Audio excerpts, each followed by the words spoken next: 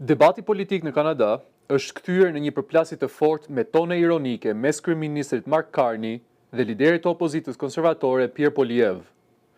Të dy u përballen në parlament për herë të parë që kur liberalët siguruan shumicën, duke e kthyer seancën në një shkëmbim batutash me temë arsimin.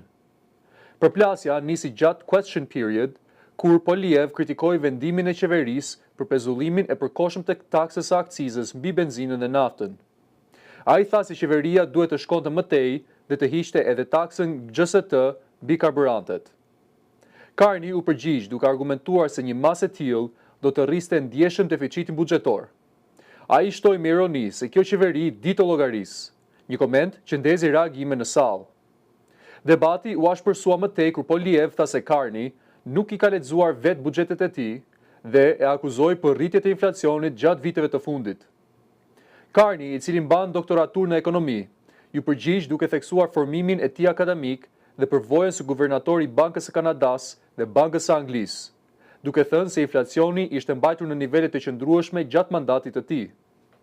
Në një moment ironik të debatit, kryeministri tha se ndihej si në një sallë studentësh dhe shtoi se kundërshtarët e tij nuk do ta kalonin provimin me përgjigjet që po jepnin.